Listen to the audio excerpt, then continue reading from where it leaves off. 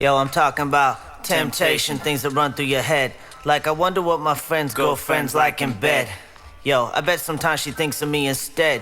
Greed, that has to do with more than you need.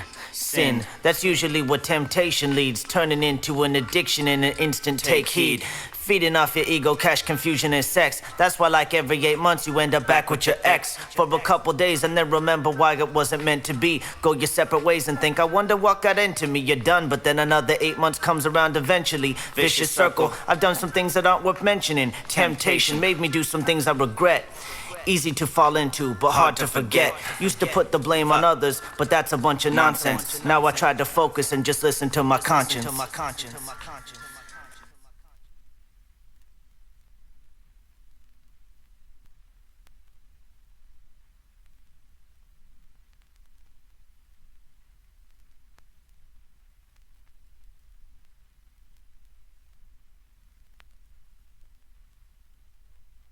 Yo, I'm talking about temptation and its relation to the human nation. The obvious, money, drugs, sexual frustration. How else can you explain public funding drained? The escalating murder rate and the climb to fame. It makes men touch parts that are not to be. It makes women clutch parts that are a part of me. So all that surface level service is the day-to-day, an ongoing basis in desire and display. The first sensation recognized by script, we can't detach ourselves from it once we get into it.